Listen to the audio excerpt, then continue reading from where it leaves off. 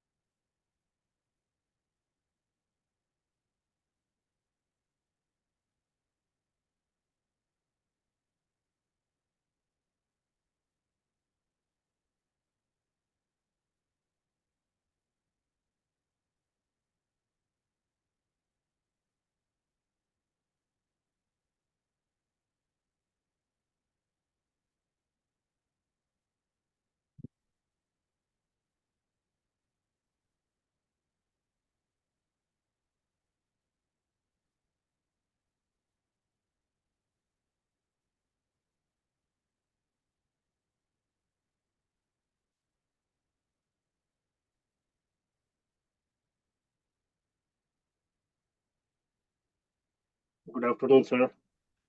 Good afternoon, Mr. Dwani. How are you? Good, sir. Good. How are you? How? Yeah, all well. Thank you very much. How is Goa? Goa, as usual, same hot, It's humid. hot. It's very hot. Western coast is very hot. And which part Yes. of Goa do you sit? Do you stay?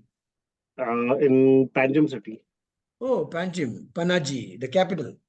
Panaji capital, correct. Yeah. But But as I said, I'm not there at the moment. So, yeah. as you said, you're not.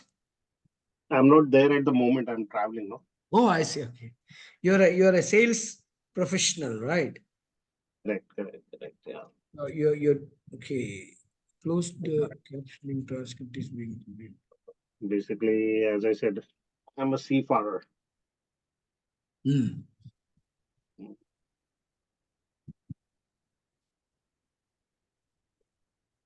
So we have Mr. Dilip Kumar Roy, Anil Advani, Varun, Razia, Mona Lisa, Jagannath, Mr. Kulkarni, Deepu Sharma.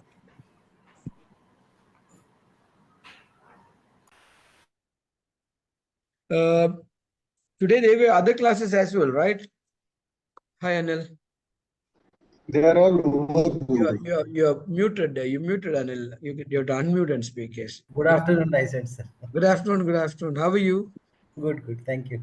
Thank you. So,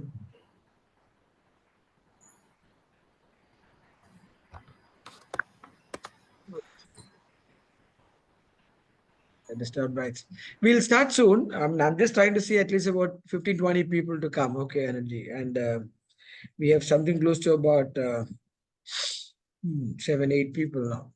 Sir, I think otherwise recording is available, na? So we can start. We'll start. Okay. अरे Please. मेरे खुशी के लिए यार, ये तो मैं अपने आप लोगों को चेहरा देके करता ही रहता हूँ ना. So I need to have some people at least, you know. ये किस नहीं खुशी सर, में हम मैं कर रहा हूँ मैं 12 सोच 100 के बराबर है. वो पिक्चर में बता दें, हिंदी पिक्चर में हाँ वो जी. 10 के बराबर है. ऐसे 12 हम 100 के बराबर है. Thank you. That's a great dialogue. I really liked it actually. Okay. हम 100 के बराबर हैं. That's great. Okay. ठीक है, कुछ लोग तो आ ही रहा है. Good, good, good, good. The numbers are generally sort of filling up, not the way that one would like to. Okay. So great. Thank you. I think you also had classes in the forenoon too, right? Until in the morning today, etc. Or is this the first class that you're having? No, sir. So we started at 8:30. This is the Oh, third. okay. So 10, Sunday, we Sunday have that way is a off very for hectic 12 day for you o'clock. guys. Actually, yes, I understand. Acha, so what I'm trying to do, people, is that today is the fifth class of mine, and I went through the upskilling agenda, and I think that we could probably conclude the class by today. So that would complete three modules of our paper 11, which is digital transformation. And I'm told by Ms. Usha Muralidhar, who is a new diploma in charge at the ISTD NHQ, that she's now organized another professor to do the balanced three modules. Okay, so probably we should be saying Alvida by end of this session. So with that in mind, let us start. Okay, in this session today, we shall be speaking about upskilling. Okay, so now all of you realize that across the world, and particularly in a country like India, the importance of skills has come into a very major issue. Now, uh, there were nations which much before us have been able to uh, create and train and prepare people with multiple skills, both hard and soft skills, and particularly in the hard skills, multiple variety of skills, both high technology and low technology, and therefore their movement upwards had been much higher. Say, for instance, China. Now, while India per se, politically and geographically, has had major challenges with China, we must admit this fact that that one nation, because of the opportunities that it has lapped up over the last 20 years, has become an economic powerhouse. Now, when a nation becomes an economic powerhouse, now it must have many associated capabilities and competencies that has to go with that. And one important competency and capability for that is the development and upkeeping of the skills. Okay. So from that perspective, yeah. अरे अद्वानी साहब अभी तो ऐसे लगा कि आप art movie में बैठा है, पीछे लाइट लगा हुआ है, आगे आपका good, nice, I like it. Okay, fine. Okay, so these are all the fun that we have at the sessions as well. Otherwise, I speak to a box on the LCD screen, LED screen. Anyway, so in China, we were talking about China. So that one nation over the last 25 years, if you look at it, from the time of Deng Xiaoping, and particularly improving the economic aspects, the characteristics of southern China, places like Fushan, Wuhan, Guangzhou, and many other places, has been able to develop these parts into economic powers and manufacturing hub. Now, if it won't be an exaggeration if I say China is a manufacturing headquarters of the world. It is no exaggeration. And they have been able to tap it to the tune of, even controlling the WTO, which is otherwise called World Trade Organization, to the extent of taking the wrath.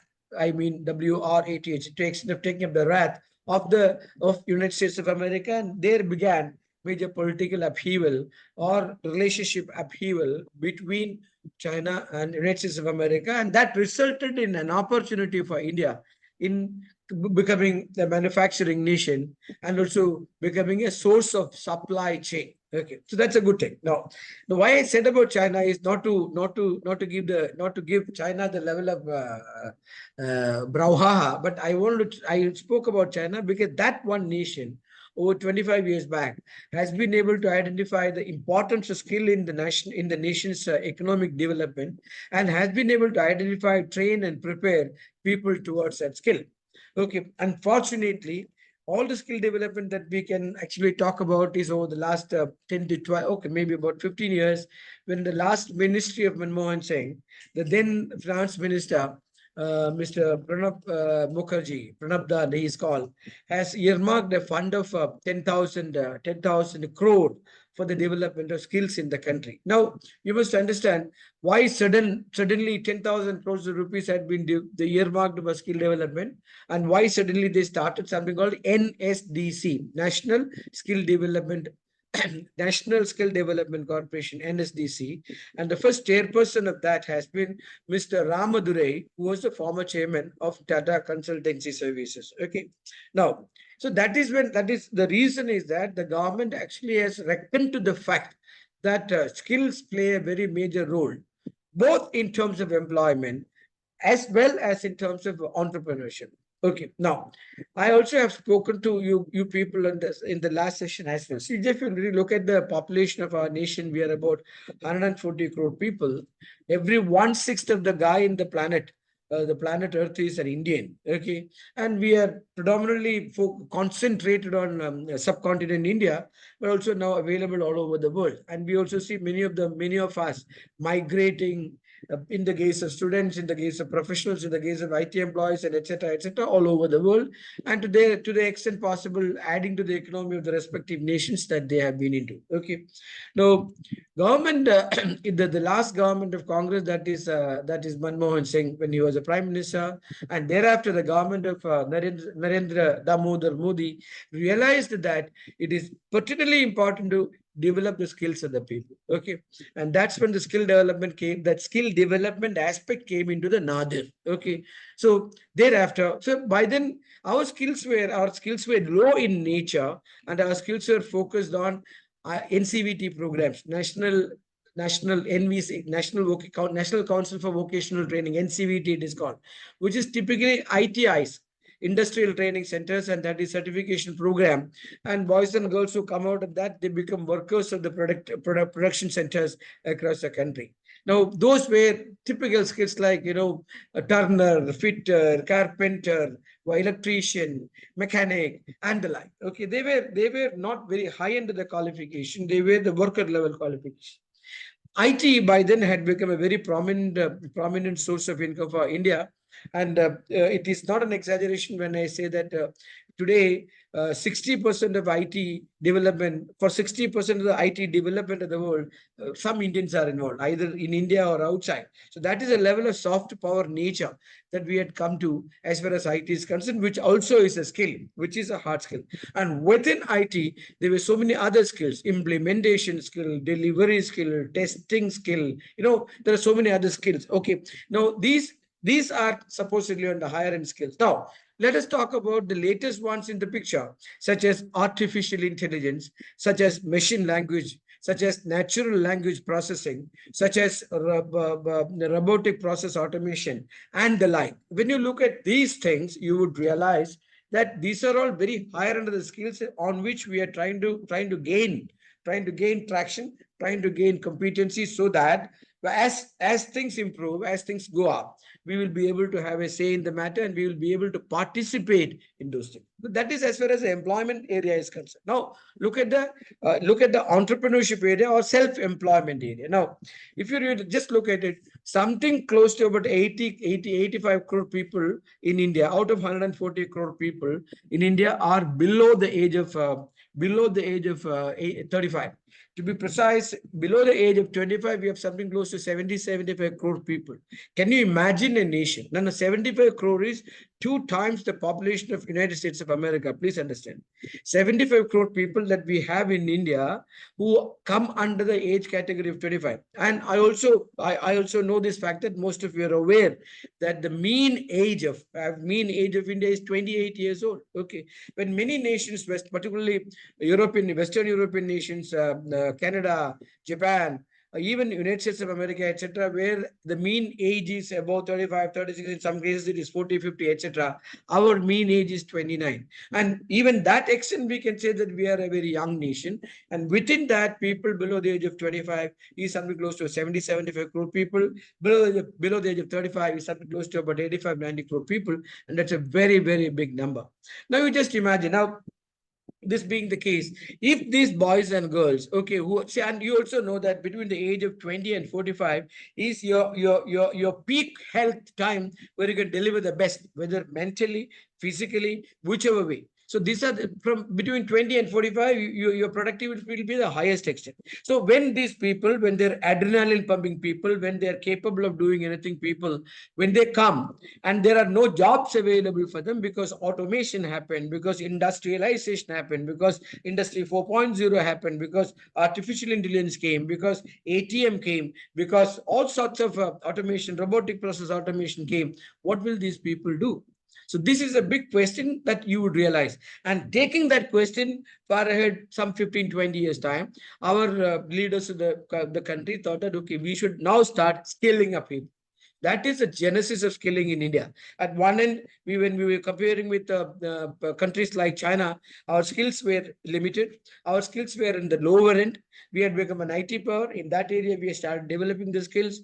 There had been challenges between China and America that resulted in supply chain shifting. Today, lots of supply chain sources happens to be in Vietnam, in Indonesia, in India and all.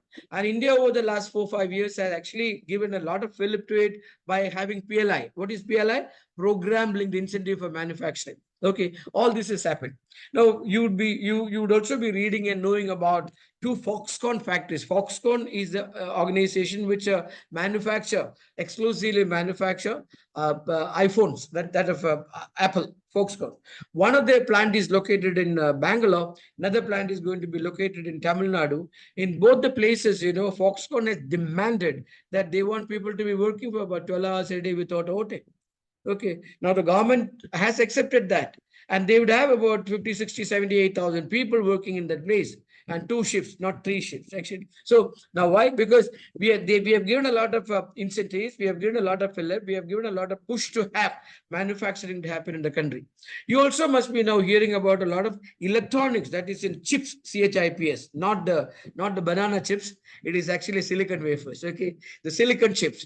The silicon chips being started manufacturing. This is something that India started some 25, 30 years back through an organization called Semiconductor Complex Limited in SAS Nagar, Mohali, which flopped. And that was a time when Intel Corporation has evinced interest in starting a manufacturing here. Mrs. Gandhi's ministry was not very keen to have them here. In fact, that Intel plant is now located in Malaysia. Okay, so it caters to all the requirement of chips across the Far East from Malaysia. Had that happened in India, we would have our ecosystem in chip manufacturing would have gone very, very high. Most of you people, when you wanted to buy these fancy cars, the car automobile agency said, "Sir, I can give you the delivery only after 6 months. The chip is not available." You would have been told, So why? Because there's a huge shortage of chip post COVID, and that is still being filled up by. So I think over the last 6, 7 months, I see a lot of developments in basic chip manufacturing to start in the country also, which has become an economic imperative, which has become a manufacturing imperative, which has also become an infrastructure imperative as far as our electronics and as far as our equipments and devices are concerned. So why I said this background of all this thing is, the country has realized the importance of skills. So now typically if I say, what is a skill? So if you want to give me an answer, that a one-liner answer or a 3-word answer or 1-word answer as to what is a skill, how do you give me an answer? What is a skill? So unlearning and then relearning. Okay, that is a process, Advani sir. You said it nicely, beautifully, thank you. But that's a process of acquiring the skill. But if you want to define skill, what is skill? It is the basic ability, or Yeah. we can say it is the distinctive ability. Yes, Skill, okay, very well said. Anybody else would instead like of to? saying Very basic, nicely I would mentioned. say Yeah, it go is ahead, the sir. I'm sorry. distinctive ability, what makes you distinct or different or diverse from other people. That is skill, like we call skilled and unskilled. Right, So very good. skilled is the Well said. person. Well said. Anybody else want to add on to that? I would like to take more words into that so that we can have a better or a elaborate understanding of skills. As Mr. Kulkarni was telling, skill is something that you do well. Let's say you're an electrician. There are, in fact, I used to jokingly, very manner, I used to make a self-deprecative anecdote about me. So I was secretary for a management association in Kochi called Kerala Management Association for 2 consecutive terms. And in that case, as a secretary, I had nothing else to do but to say the vote of thanks. So there was happened in the last, in those 2 years, I am referring to 2003-4 time frame. My only job was to say the vote of thanks, nothing else. There was no keynote, no nothing. The function will happen, by the end of which SR Nair will stand up and say, I thank, dang. So that I will do. No, I became so competent at that even if at 2 a.m. you wake me up and say, SR, oh, say a vote of thanks, I'll jump up and say a vote of thanks and go back to sleep again. And that is the level of competency that I've harnessed for delivering the vote of thanks in that 2 years. Something close to 250 functions. Can you imagine? In 2 years' time, something close to 250 functions. My job was nothing but to deliver the vote of thanks. Okay. So I'll stand up. So I started developing upon that. I made a vote of thanks an art, just to make it as an art and impress my audience, But I have nothing else to say. Thanks, but even that. So that's what I'm saying. So in the process or in the act of doing vote of thanks, I had excelled. So as Kulkarni Saab was telling, skill is something that you do well. Skill is something that you had actually learned the best to deliver. Okay. Now, if that is skill, then now our topic is not skilling. Our topic is called upskilling. That's right. So we have to understand the skill in the right perspective before we go into upskilling. So we all understand skill is something. So an act somebody does it so bloody well, or to the extent of perfection or to the extent of excellence, and that is a skill. Okay. Now, kabhi, it used to happen so much so that you try to work on something for hours together, and somebody else come and they just take 2 minutes and they get it done and go away. Means what? That guy is a skilled guy, whereas in that aspect I am not. So skill is something that you learn by doing over a period of time, and then you master that art. That is actually what is skill. Now, how does skill help? How does skill help? Skill help in productivity of the organization. Skill help in bringing higher level of operational efficiency in the organization. Skill helps in having quality in the production service of the organization. Skill works helps in having organization harmonious working of the organization. So, if you have a skill, it can manifest in so many ways in the progress of the organization. Please understand. So that is the importance of skills. So we have discussed about skills. We have discussed about the importance of skills. Okay. Now, Sorry to interrupt. tell me, Adwani sir. I think Mayuri ji had raised her hand. She wanted to say something. That's all. What happened? Oh, I just saw Mayuri ma'am here, but I don't Yeah. see her here. Okay, fine. She may No, join. Okay. I am there, sir. When you had Oh, asked sorry, miss. what skill, no, perfectly all right. When you had asked what a skill is, I was trying to answer it, so I had raised my hand, but you've already explained Oh, it. sorry. So I no jumped the problem. gun. Apologies. No problem. But now let us say that I hear from you and then only we will go. Come. No, I was going to the basic definition of skill, saying Yes, it's a miss. talent or an ability to be able to perform your job well. All right. Very well That is said. what I was just trying. Very well said. Simple English. Everybody understands this so very well. Thank you so much. Thank you so much. Okay. But the skill doesn't come just like that. Skill is something that you develop over a period of your or a period of the act that you do on that. Okay. That's why I just gave you jokingly this experience of mine as a water tank expert, that is a skill that I had acquired. Okay, fine. Now, now, how do we, when we say upskill, okay, what do? We have the skill, we say upskill. Is it something that we do on the skill that we have? Or is it something that we add on to the skills that we have? What do you think? It could be an add-on. Typically, in corporate world, it's an add-on. Okay. Let's say an industry decides that we want to venture into another product. Let's say a financial services industry says we want to get into fintech.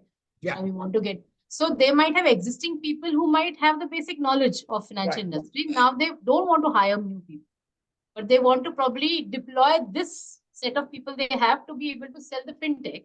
And Yes. hence they upskill these people, give them additional knowledge that they are able to go and do this job as well.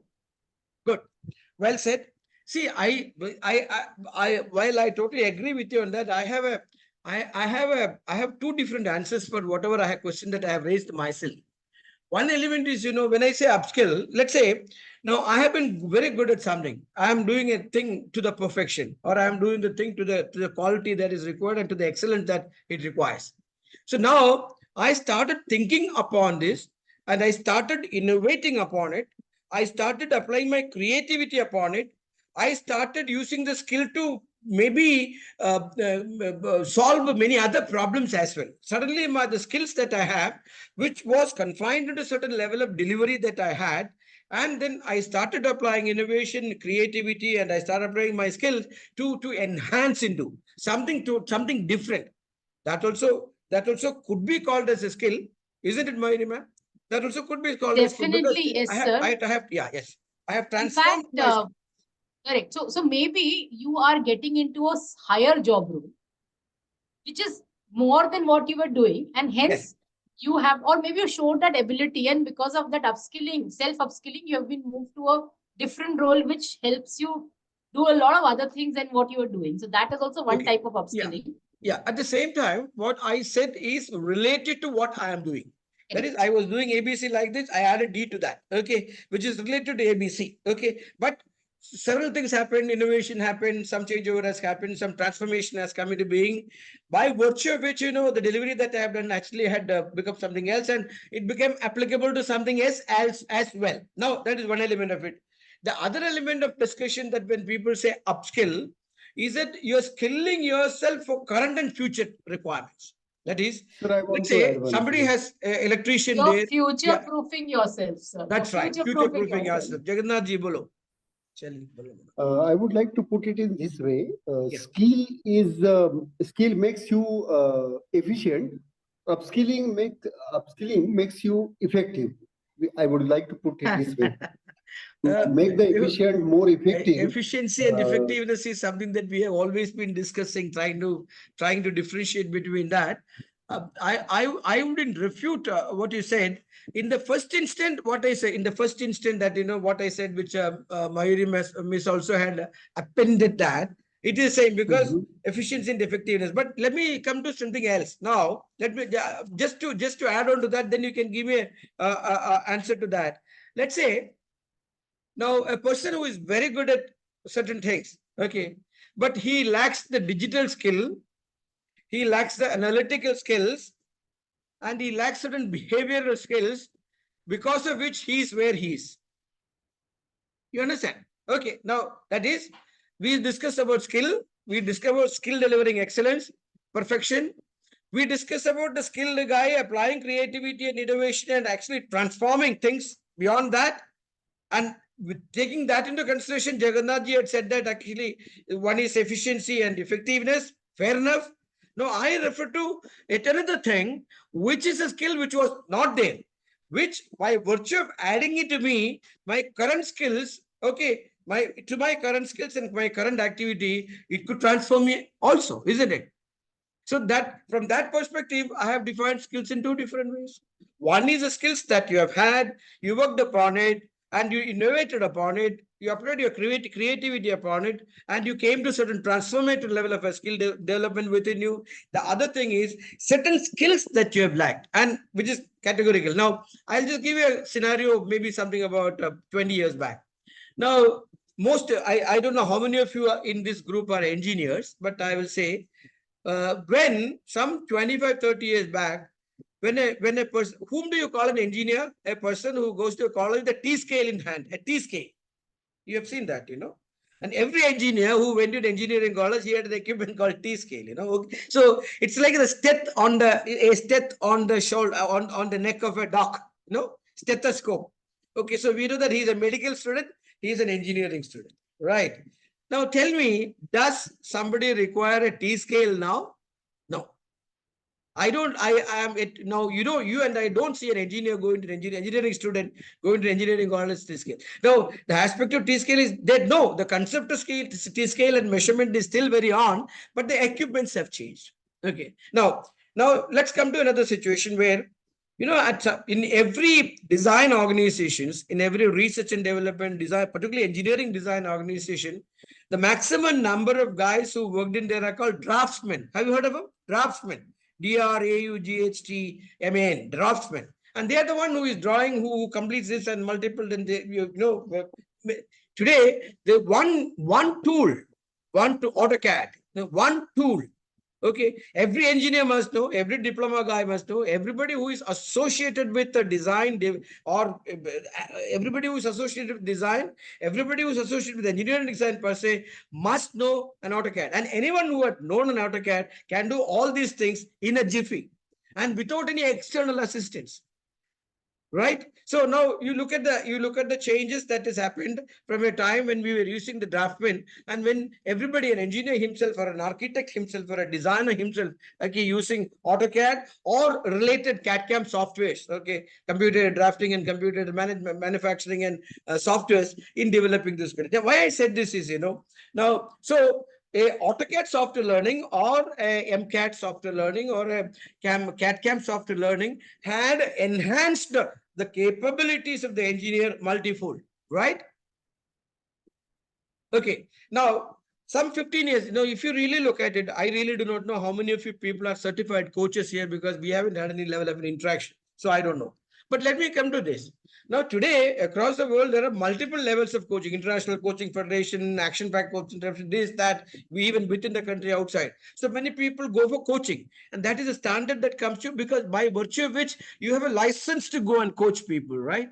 Okay. Now, even this training diploma that you undertake, it actually gives you a lot of competency and license for you to actually undertake the activity of training, okay, or activity of coaching or teaching or mentoring or whatever you call it, okay. Now, but 10 years back, 15 years back, how many certified coaches we had? None. Okay, so by virtue of this certified coaching as a certification that has come into being, and the activities associated with that, the coaching processes so being taught to this guy, this person had been able to enhance his capabilities multifold.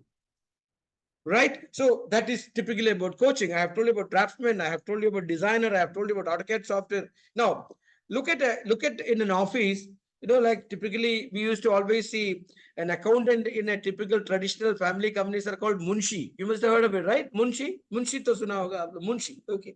Munshi kya karta hai? Munshi baithta hai. Munshi kursi pe nahi baithta hai. Zameen pe baithta hai.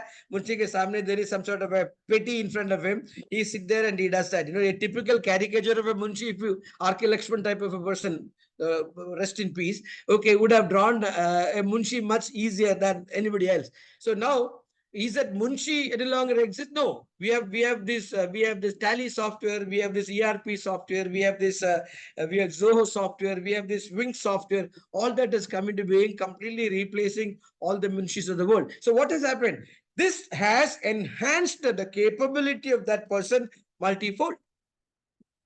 So now, if you understand this in perspective, we will say that we will understand this that.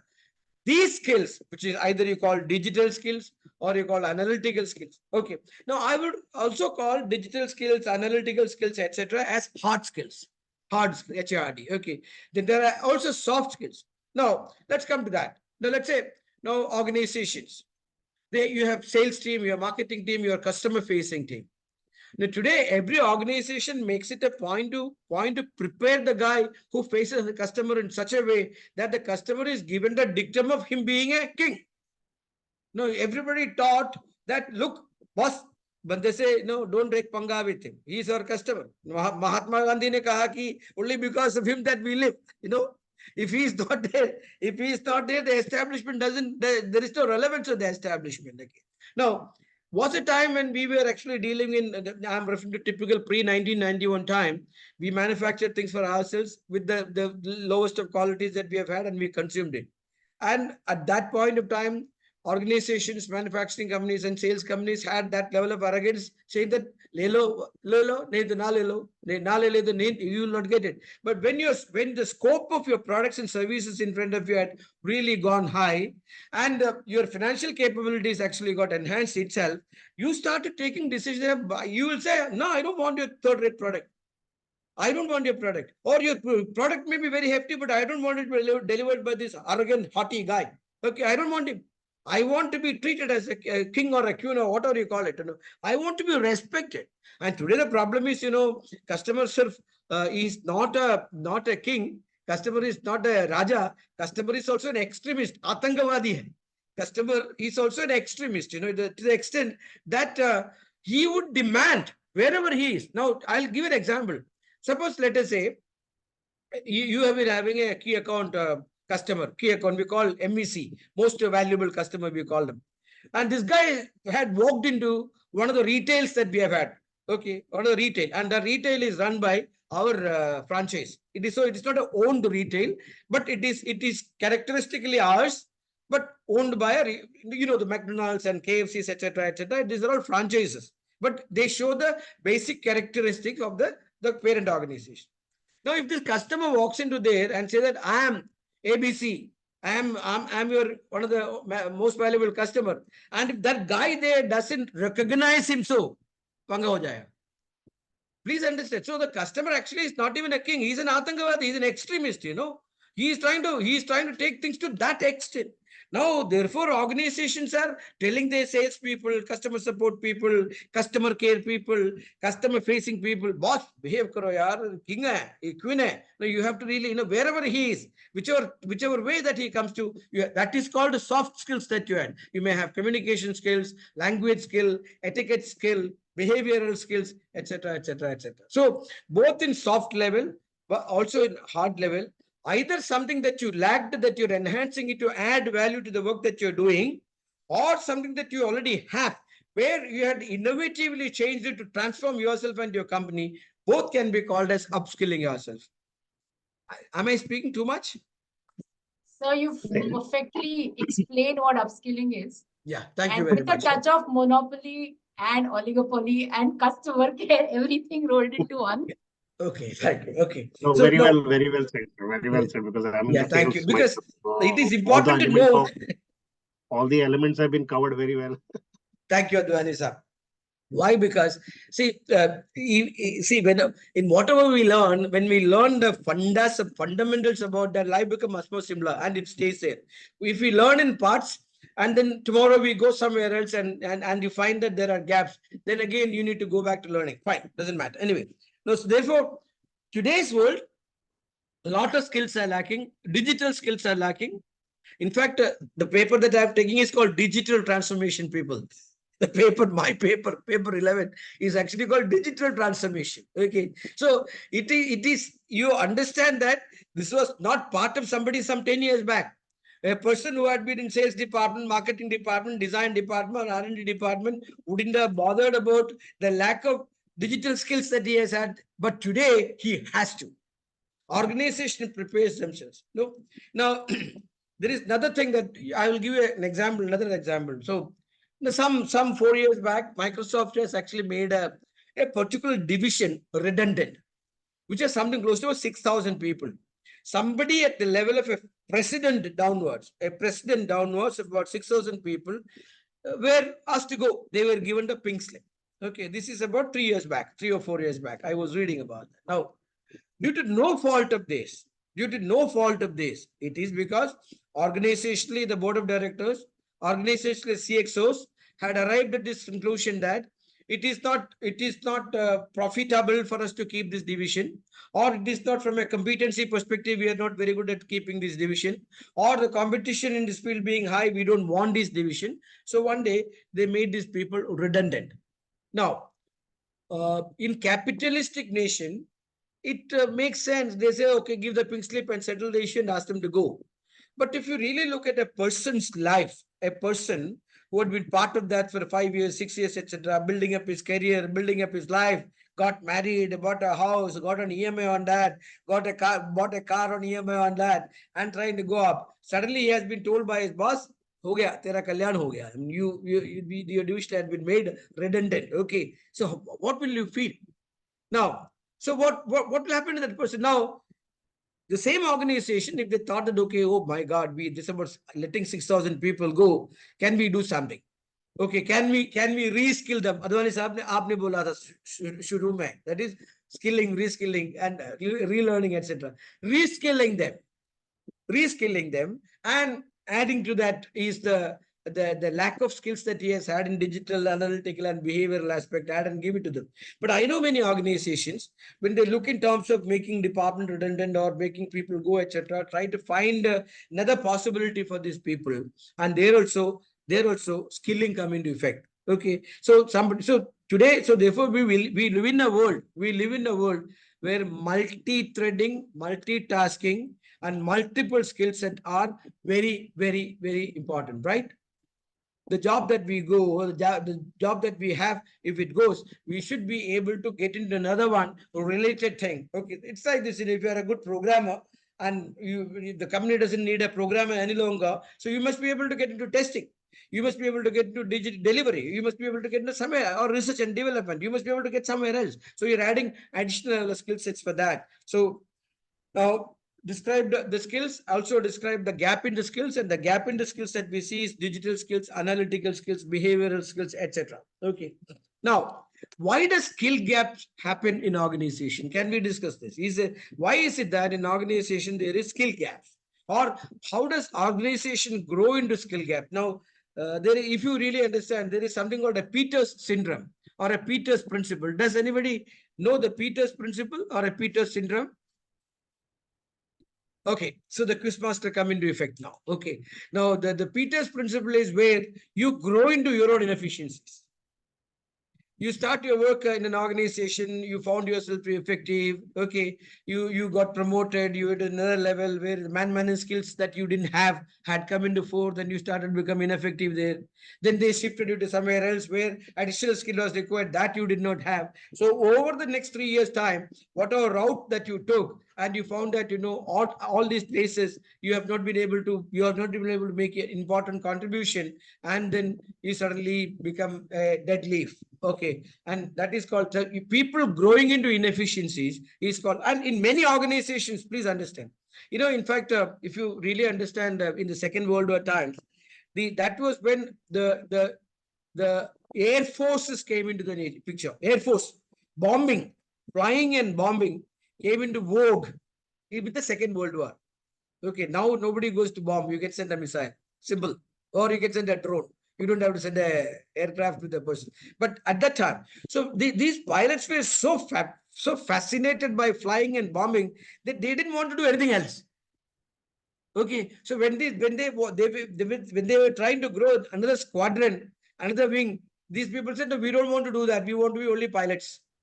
Okay, so now they said, no, you have to do it. And many of the people who have been grounded to take the ground leadership, etc., they withered away, because that is again Peter's principle or Peter's syndrome. They grew into their own inefficiencies. So there is a possibility that in organization, somebody has been doing a particular task, and while doing and doing and doing and doing, then he became redundant, or the position became redundant, and he doesn't have any other skills to upkeep himself. Okay, now please look at it. Aging workforce. An aging workforce is definitely delivers skill gaps. Actually, you understand, right? Now, suppose we in the second class or so, second or third class, we discussed about generational shift that happens in people. Like people from the silent era generation, baby boomers, then thereafter Gen X, Gen Y, and Gen Z. We discussed about that. So in these generations of this, each generation, and we also discussed about the last two generation, that is Gen Z and Gen X, being called as digital native. You understand? When I said that they are called a digital native. So they by default they come with the knowledge of the digital equipments and digital things that they score. But look at a person who is 55, 60 years old, who did his graduation engineering, let's say about 30, 35, 40 years back. Now he's learning, and he has only been very selectively trained on some of the new technologies. And he has reached a situation where everything is computerized, everything is automated, everything runs on equipment, everything runs on software, and he suddenly finds himself not having many skills to survive that organization. Is it a scenario which is familiar to you? Right, that is aging. The second element, of course, is digitalization. You know that, okay, organizations are completely digitalizing or automating and digitalizing the scope, and that digital transformation is making people redundant. That digital transformation, those people are unable to accept the digital transformation. They go off the skill section. Now, another thing is the requirement of specialization. See, if you really look at it, I don't know how many of the people who are sitting in front of me will say, let's say you have a problem with an eye. You have a problem with an eye. Will you go to a physician or an ophthalmologist? Or you have a problem with your bone. You have a knee pain. You will go to an orthopedician or you will go to a physician. Orthopedic. Yeah. So you have a dard here. You have a pain somewhere up there. So where will you go? You'll go to a cardiologist, right? Cardiologist. Right. So means what? We are living in the age of specialization. We are living in the age of specialization. It is not that a physician can't treat you when you have a basic levels of cardiology issues. But then we are now living in the age of specialization. Specialists has come into the fore, and therefore, if people who are not specialized, they also become redundant. So the world of generalist is soon shifting into the world of specialist. And by becoming specialist, a lot of generalists is losing the jobs, and the gaps actually come into being. Now, the last element that I would like to touch upon is the certifications. Today, many clients, when you're saying that, in fact, suppose let's say you have a dishwasher at home.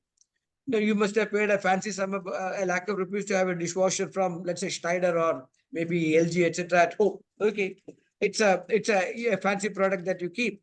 Now, somebody comes to repair it. Okay, so you will call up the company, saying, please send a certified guy. So that means what? You want a certified guy to come and do it. You don't want a generalist guy to come and do it, or you don't want a guy who grew up learning it, has so much of in Hindi, Urdu that call it tajurba. Okay, he has a tajurba, but still he is not. I want a certified guy.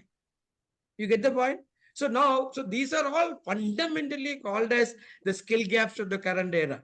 Digitalization, digital thing, aging is a factor, specialization is a factor, and specific certifications are a factor. These are all generally listed as the skill gaps in the organization. So how does upskilling helps? Upskilling helps the organization to be current ready and future ready. I'll rather call it future ready. I don't want current ready because current also has other meanings. When we say current, there is alternating current and the direct current, etc. That also is current, which is measured by the ampere. So I will not want to use it. So we'll say future. Future means anything beyond now is future. And today we live in such a world that anything 5 years is called long-term future. It is not 20 years is long-term future. Now we can't actually envisage a scenario of particularly with technology for more than about 3 to 5 years time frame. So that is the level of strategic nature that things have arrived at me. So a future-ready organization must think of having people who are upskilled so that they can increase their productivity, so that they can build up future capabilities, so that they can have a confident group of workers, so that these people can adapting change. Adapting change also requires lots of behavioral skill set training. Adapting the change, because see, you will realize, when you are young, when you're adrenaline pumping, you can do anything. You may not have that anxiety in you, but as you become older, as things get cluttered inside your mind, you not only that you will slow down, but also that you wouldn't like changes to happen to you. So you would like to stay in a status quo situation, right or wrong. Old people, I'm not referring to young people. People who are 45, 50, 60.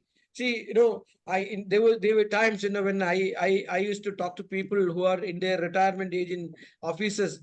They used to happily tell me, oh, I'm happy. I don't have to touch the computer. I will get retired next year. Computer का सीखने का कोई जरूरत नहीं है. मैं तो बच गया भाई. That's what they used to say. But that person did not realize that after reaching home, he had learned all these MS, Word, Excel, etc. And he's communicating with his niece and granddaughters located all over the country using internet and using all the software solutions. Okay, that's a different thing. But there were so many professionals who said that, no, I don't want to learn computers. Okay, I'm happy that I can retire before the computers come into the real form. And today, computers are in the form. Okay. And technology is there. But a person who is 60, a person who is 55, 60, 65, etc., with a cluttered mind, with the level of living that he has gone through, anxiety can happen, challenges can happen, status quo he will not want to change. And such people, there will be a lot of upskilling challenges with him, right? I hope you will agree with me on that, right? So that is area. Now, how does people now? If we have to prepare these people to change over, or if you have to prepare these people to upskill, how does the generation of people take it also is something that you have to see. Okay, that also has been part of your curriculum that has been described by Ms. Chakrabarti. And she says, okay, how does the silent era people or the traditionalists learn, and how does the baby boomers learn, and how do Gen X, Gen Y, and Gen Z learn? And these are all things that she had also mentioned. It says, traditionals are passive learning people. They learn with the help of notes. They learn with memory, and they learn with they would like to listen to lectures and learn. And that is the traditional people to the extent of being even baby boomers. But some of those baby boomers also would like to discover things themselves, so that learning become a little personalized effort. From passive, they went into passive to active. There's a combo of passive to active learning. But when you look at Gen X, when you look at people who are born in 1966 and beyond, okay, they started doing a sort of a self-directed learning. Now, if you really look at it, lots of people, they are actually collectively socially learning, collectively learning, and self-learning people. If you really come to getting skill. Now, no, I can tell you because I have connected to Tata consultancy services where I have some friends. They say that at one point of time, at any given point in time, their training centers used to be infested with people, both freshers that they recruit, as well as people who undergo the training after 2 years, 3 years, 4 years, etc. In fact, they had a huge center in. I am at Kochi. 200 kilometers away is a place called Trivandrum. Look, they have a huge center there. At any given point of time, they had 15 to 20,000 people staying there and learning. Similarly, at Mysore, Infosys had a huge learning center, very huge learning center with all the facilities going. And today, all these centers are getting closed because they don't want to learn, they don't want to teach. They said, we want industry ready people. They would like to have industry ready people. They are unwilling to learn. And when I was talking to TCS, when the learning classroom sessions, expert sessions, demonstration sessions, and experience oriented sessions, etc., they've cut down everything. They have made everything electronic. Okay, the person can learn wherever he is. While traveling, he can learn. The person can learn to take leave and learn, can be at home and learn, can be at office and learn. And in the course of time, he has to certify and pass. And once he certify and pass, his appraisal, next promotional sessions, etc., is being considered in those places. So what I'm saying is that because the new gen people, that the digital native people, they may not really aspire to have a classroom session. Very seldom. Okay. Otherwise, in the olden time, the baby boomers and the silent generation, etc., they actually really took in a lot of passive learning than self-directed learning themselves. So today, the learnings have changed. And you must have also heard COVID enhanced this learning capability. COVID really enhanced this learning capability. See, some 2 years, but for our hybrid and online learning capability, 2 years we would have lost in our gaining the certifications and processes, isn't it? That never happened. None of the universities said that, okay, we are closed for 2 years. We will not give you certificates now. None of the engineering colleges, none of the places they said that they went into online learning and they completely converted. We have solutions like what we are doing now, Zoom and Google Meet, etc., had come into being. Some dedicated softwares came into being, and all those things helped the learning. So today, people are mostly learning self-learning and online learning. In online learning, two types of learning, which I already explained earlier. One is called online and real-time learning. Online real-time learning. That is, a lecture is happening at Stanford University between so and so time. While it is happening, the person is delivering the lecture in the studio or in the class with the studio capability. And I'm sitting in Delhi or I'm sitting in Chandigarh, I'm sitting in Kochi, I'm learning it myself. That is online real-time learning. Online real-time learning. The second one is called online self-learning, where these are already now. When somebody said that, sir, why are you waiting? This is being recorded, so they can come and learn it themselves later. You understand? Somebody was telling that, so it's very clear. So now you can have self-learning done on the recorded learning as well, right? But the charm of learning real time is something different than the charm of learning through the records, etc. Particularly for people like me, you please look at my hair color also. For when I say this, actually, most of you don't have that. So for me, even today is seeing people like shaking hands, being with them, etc., make a lot of sense, and you would be surprised. I think. FB, Insta, etc., must be about 15 to 20 years old, and I am yet to become a member of these social medias. Actually, look at it. So that is where I am. So a person like me may like to have a one-on-one reaction, one-to-one reaction, physical reaction, a physical meeting, etc. But today, many people, many organizations are into learning or are into online, either real time and online self-learning possibilities. Okay. Now, the other aspects of career skills. Now, have you seen something? I think most of you. Now, I really do not know, and I don't want to ask you this question. Sometimes it would be a little embarrassing because why are you learning this diploma from ISTD? Okay, you may have your own answers, but let us look at it. Have you seen very major websites like Upgrad, UPGRAD? Upgrad, heard of it? Upgrad? Heard of erudite? Yes, sir. Yeah. Yes, Heard yes. of simple learning and heard of many similar solutions. What do? They had connected as a guy who is employed, mostly employed people in running in blue chip companies or IT companies or MNC companies or transnational companies or corporate organizations. Okay, they're connecting them to reputed universities outside like Stanford and Harvard and Kellogg and Tuck schools and Wharton schools, etc. Making them the alumni of that without reaching there, without going there, learning online, becoming an alumni of that and learning online and adding that qualification as a part of it. You may call it executive MBA, or you may call it MDP, Management Development Program, or you may call it certification program. And you also have things like Coursera and Stanford, etc., where you get close to so many certifications that you can do even without paying. Some you can with paying. Upgrade erudite, etc., charges 10 to 14 lakhs of rupees to become an alumni of Harvard or alumni of Stanford or even more. But by virtue of that, now you become an alumni of a very premier business school. Now, why do the people do this? Because they know that when the promotions happen in their organizations, most of these people would have joined organization at engineering level. They must have been picked up from the campus 15, 20 years back. They must have been picked up from the campus. They grew up as a coder and a promoter and a programmer into assistant lead to project manager, program manager, etc. Now, you know that the pyramid doesn't go like this, right? The pyramid doesn't go like this. The pyramid goes like this. Okay. So as you move the pyramid, many jobs go away, and your progress, your chances of promotions, your chances of reaching up there actually goes away. So unless and until you add sufficient qualifications, unless and until you add sufficient skills, unless and until you add sufficient learnings yourself, your chances of surviving promotions are limited. And therefore, they go to the bank, they take the loan, they pay the EMI, they get this 15 to 20 lakhs of rupees.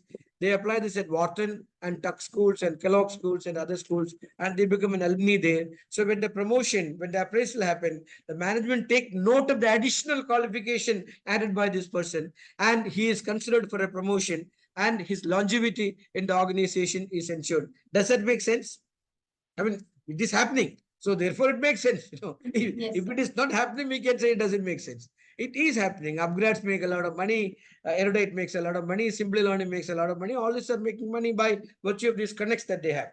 And not only with that, there is so many. We have now something close to about 20 odd IIMs. Out of the 10 IIMs, they do this executive management program. I don't know how many of you are studying executive management program from IIT as well. Okay, so therefore, upskilling is an important criteria for your career growth. Upskilling is an important criteria for your career growth. You may say that I'm very good at what I'm doing. They may say, sir, not only that, but also you must have digital knowledge, analytical skills. You must have that knowledge, this knowledge. Only if you have that, I can consider you for promotions, or I can consider you for placements elsewhere. Okay. Now, other thing is, so one is the career growth. The other element, the other aspect of upskilling is about digital literacy. Today, without digital literacy, can anybody survive a corporate organization or anything for that matter? No, at least at the basic level, you must know PPT, Excel, PowerPoint, Access. At least the minimum level you need, or mail, etc. You must know, isn't it? And if you're a professional like Advani sir, you may have to be very proficient in SFA or CRM, etc., isn't it?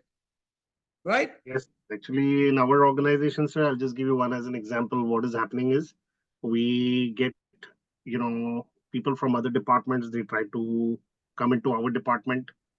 And the very first and foremost thing that they are required to do is pass an elementary test, which is again back to the basics.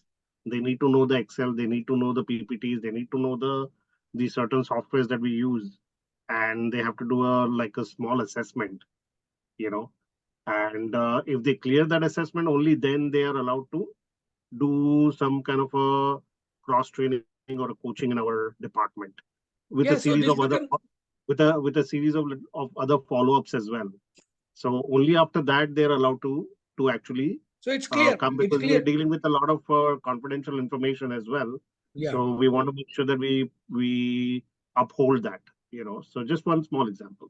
Thank you. Yeah, so that's the case. So now, if you're in marketing function, sales function, you must be adapted CRM, SFA. If you are in accounting function, you must be adapted to ERP accounting packages. If you're in logistics function, you must be adapted to supply chain management solutions and softwares. So wherever you are, if you are an engineer, you must know AutoCAD. If you are in high level designing, you must have MCAD and things like that. So without this digital literacy, your other qualifications actually are bung up. It is not adding value to that actually. Those qualifications with the digital literacy is actually what you make a thorough professional for that organization. So that is another aspect of upskilling. So that is the subject that we are learning. This paper is digital transformation. Now, one more thing I would like to say in this case is something called knowledge management, or we call KM otherwise, KM, knowledge management. Now, what is knowledge management all about? Knowledge management, if you really want to physically say that, it is an art of collating, okay? Art of collating the knowledge, storing the knowledge, retrieving the knowledge, using the knowledge for adding value and updating or upgrading the knowledge. So if in an organization, let's say, now, you say the process of meeting a customer. Is it a process of doing the repairs? Or is it the process of manufacturing? Or is it the process of testing? Or is it the process of logistics? Now, the processes are completely defined. There are many organizations who are ISO organization, debugging organization, etc. The processes are explained, and the processes are collated with the multi-dimensions or multimedia data. That is text, graphics, animation, audio, video, and all put together. And this is stored in organization. And that storage is your knowledge management actually. So that you're collating this information, you are classifying this information, you're storing this information. As and when you need, you can retrieve this information correctly. And they use terms like data warehousing, data uploading, etc. Okay, retrieving. And then you're using this information for value adding to your processes or your acts, and then updating this information. And the whole process is known as knowledge management. And today tools are available, and we call it as LMS. What is LMS? Learning management skills, sir. Yes, sir. Learning management solutions. Every organization will have its own learning management solution. There are learning management solutions in the open software area. There are learning management solutions which are, say, for example, CBEL, which is a CRM solution. They have their own learning management solution. There's several of them. I don't want to go into any specific brands. So you have one is a digital knowledge. Okay, so what are you doing? In the process, you are protecting and leveraging the organizational knowledge. So that an engineer who came and did the design, when he goes away, the aspect of doing the design does not go away with him. He can go away. But the aspect of designing and the process of designing is available in your knowledge management system, so that the other person who comes knows that what is the process is and how it is done as far as your organizational requirement is concerned. So that thing is called knowledge management. And there are very many learning management solutions available in organization. And these learning management solutions have its own user interfaces and user experiences, so that it becomes easier for people to go and fetch those information. And they are not in the clutter, and they are not unable to retrieve this information. They can easily retrieve this information. Okay. Now, in here also, there is something called personalized learning. So let us discuss about that also, because when you really upskill, which also, in personalized learning, there is a term called chunking. Have you heard this called chunking? CHUNKING, chunking. Or what is chunk? A good chunk of data is taken away. CHUNK. Bulk.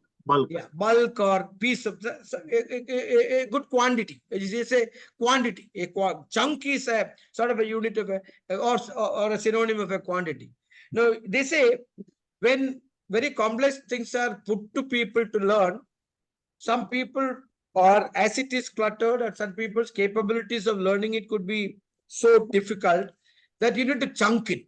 Chunking means the whole learning solution, the whole solution or the whole learning is cut into pieces or is made into small pieces.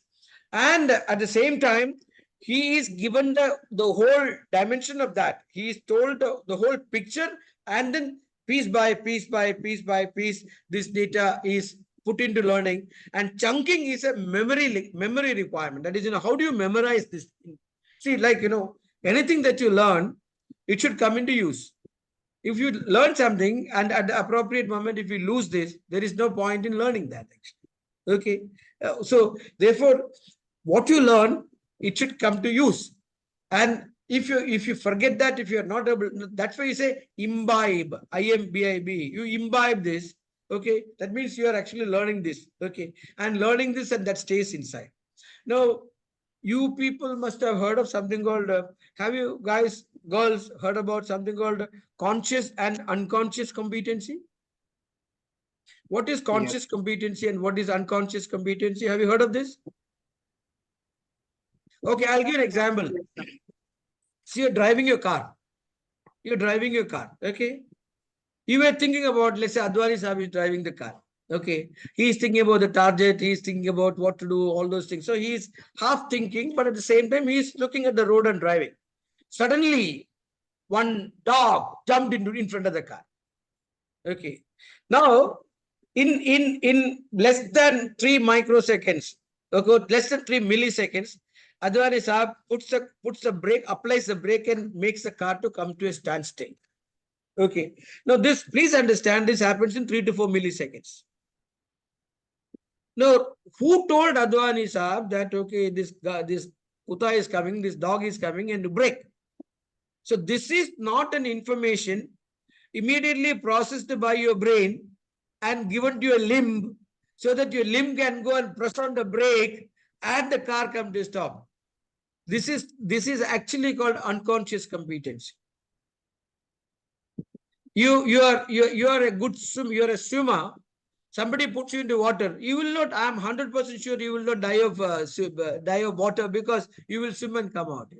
That is your unconscious competence. Now I'll give you another example. बचपन में आप तो cycle चलाते होंगे. You would have actually done many cycle rides yourself. And for some, let's say some 15-20 years, you did not do that. And then at the age of 45, somebody comes in a cycle, he says, "Thoda de de yaar, chala ke to dekho." And 99% you would chalaying that, right?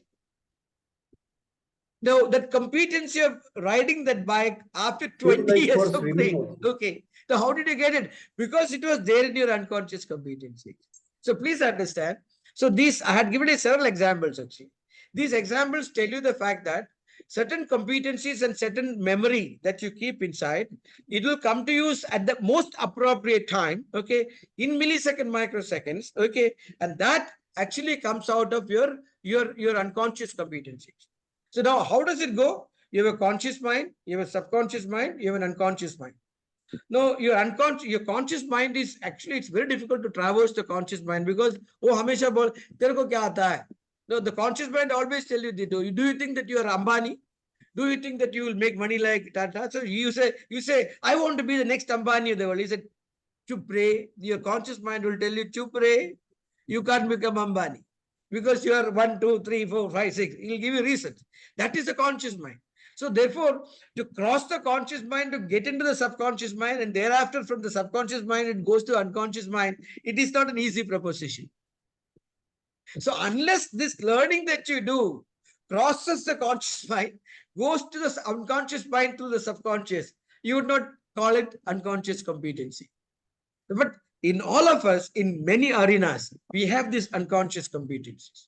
And that should come out at the right moment out. So while we do this chunking, which is a memory technique. What happens? There's a working memory, there's a long-term memory.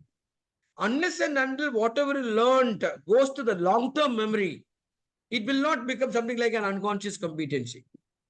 In working memory, if it is there and if it is there for 2 weeks and you did not revisit that, it goes away. You know that, right? We call it top of the mind recall. We call it top of the mind recall. Thoda kuch to idhar tha. I was thinking about it. It came in, I used it. But 1 month later, they said, do you think that, oh, I read about it, but I don't know, I forgot. You say that, because you did not revisit it at certain time frames. And that is called spacing. There is something called spacing that you do. So if you want to really get this knowledge or get this learning into your, if you want to chunk it, or if you want to put it into your unconscious mind through your subconscious mind, you need to give a space and visit it at some interval so that it goes back, and that you need to revisit it. Please understand. At least a minimum of 4 to 5 times you need to revisit it so it gets into your unconscious mind and stay put there to be used as and when it comes to use, or as and when you want to have it to use, or have it put to use. So this, please understand. Okay. So that is about chunking. In chunking, what happens is, suppose, let's say we have a module. So under which we say we have lessons, under which we have, which is activities. Under activities, we have topics, and under topics, we have screens. So now if I'm able to split it up into screens, okay, and if I'm learning in chunks, in smaller chunks, learn, and thereby revisit and keep it inside, and this coming to use later, and that is the chunking memory technique that you have. Okay. Now this I just said in passing, because any skills that you learn, if you don't reuse it that, or if you don't revisit that, the chances of you losing that competency is high.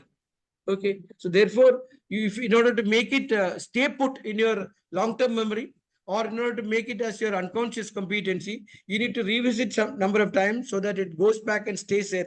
And once it stays in that unconscious mind, like I said about the car braking that you have done, like you were put into the water, the swimming that you did, etc., that happened, that unconscious competency will come. Okay. So we talked about aspects of, we talked about career path, we talked about knowledge management, we talked about protecting and leveraging original knowledge organization, that is, knowledge does not walk away with the people. And we also talked about the necessity of digital literacy and digital capabilities within organizations, such as learning management solutions and the type. Okay. Now this is very specific. Now you there is some other aspects that I would like to I would like to come to, that is about the learning dynamics. I would share a screen, explain that, and then we will what time is it now? Okay, this is about 5:30. Okay, I think I have time to show the screen. Sir, just a quick question. Yeah, tell me, sir. Sir ये जो आप पूरा बता रहे हैं, Yeah. ये कोई PPT है इसका सर कि नहीं कुछ बॉस पीपीटी तो नहीं है, ये तो यहाँ से आया था. हाँ नहीं I understood. That I understood. वो तो from your but let me see. But do one thing. I think you sent me some mail in the past also, right? Yes, I did. So मैं देखता हूँ कि in fact, I don't mind sharing my PPTs with people. I'm not that freak like, IP and all. Let me see if I have that on this. I'll send it to you. Don't worry. It may not be in it may not be in this context. It may not be stored in this context. It may be PPT, but it will be touch basing that. Okay, that's what I'm saying. Any kind of knowledge sharing is appreciated. Right, sir. Right. Now, new share. Where is it? No, I have to. No, that is not the one. So I have to stop screen. Stop share, and then go to share screen again.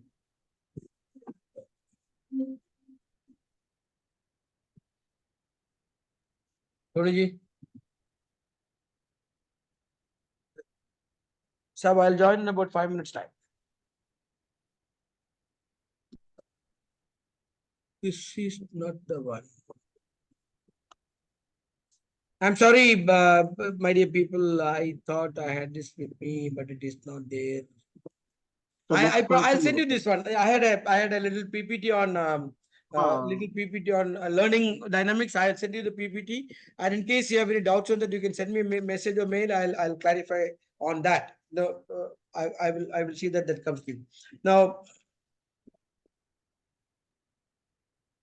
now I'm just coming to a little bit on learning dynamics, and we will wind up. And those of you who want any input from me, please share your mail ID. I will send those inputs to you.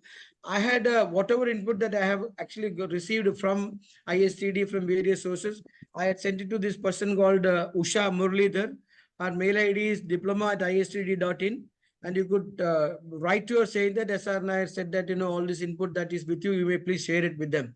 Lots of case studies are there, and there is also a book. There is also a book written by Ms. Chakravarti, which is a fairly good book about learning about digital transformation. So please have it collected from that area. Okay, from that group.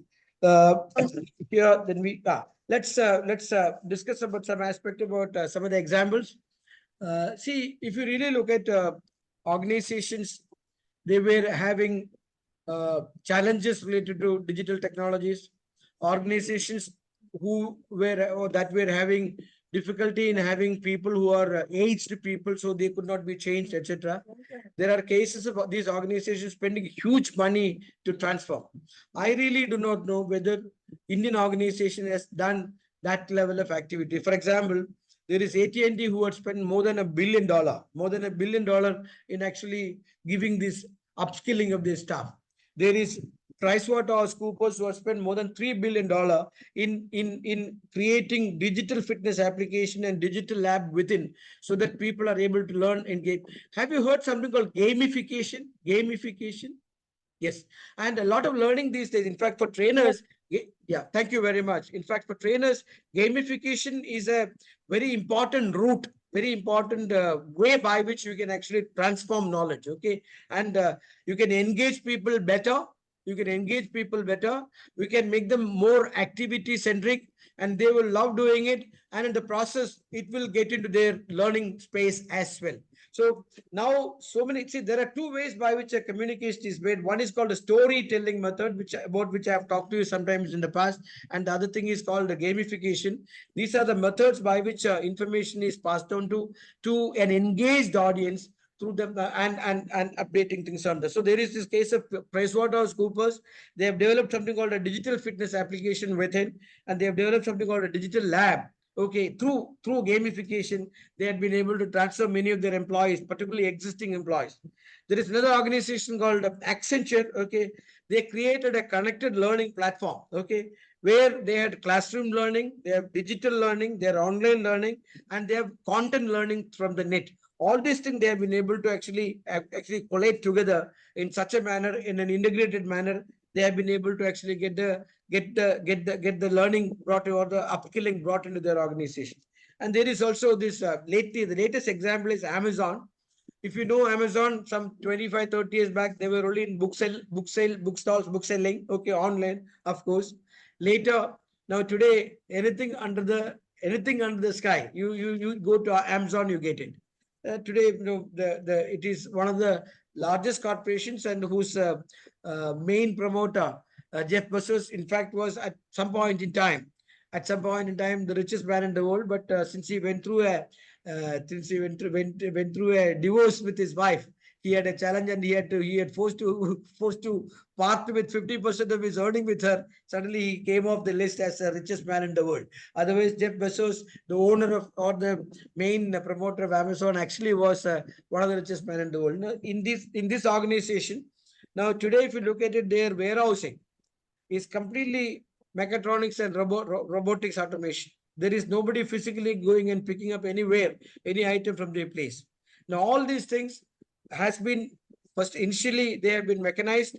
Thereafter, the people had been taught as to how this retrieval happens, and how this billing happens, how the item is logistically sent, and how it is invoiced, how it is warehoused, etc. So all these learnings within the organization, they are created, and mostly by digital means, they have been able to fill up the gap, the skill gap within the organization, and they have been able to prepare their staff. I'm not very sure. I mean, this also must happen in Indian organizations. At the same time, organization who is taking the digital natives, who are people Gen Z and Gen X, those people, they come with a lot of digital skills themselves. So in many areas, you may not have to retrain them. Those things are staying with them. You only have to bring in the subject knowledge and specializations into them, so that they can actually they can be job ready to see that it is taken care of. Okay, so these are the level. And the other part of the learning dynamic, the learning path, what you do is in terms of how do you onboard people, and what are the processes by which you started your basic training, when do you do your assessing, when do you do your certification, And today organizations are doing it all in an automated fashion. Cognizant Technologies, TCS, many of the Tata organizations where learning actually had become a individual's responsibility, no longer the responsibility of the teacher. Okay. Fundamentally, it has to be so. Learning must be the responsibility of the learner. And when learning becomes the responsibility of the learner, it becomes imperative that he learns it and he's able to produce it and he's able to put it across the teacher. Yeah, that is where we are. We have generally discussed about the upskilling. Thank you very much for your patient audience. I also had enjoyed interacting with you people. My mail ID has been made available to in case I can say once again SR Nair, that is SR Nair, all small letters, dot coaching, COCHIN at I think I'll also put it in chat. One second. SR Nair dot COCHIN at gmail.com. This is my mail ID.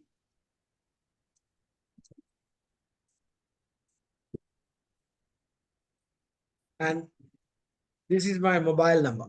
Okay, I am giving you that also. I am also available in the WhatsApp through the same mobile.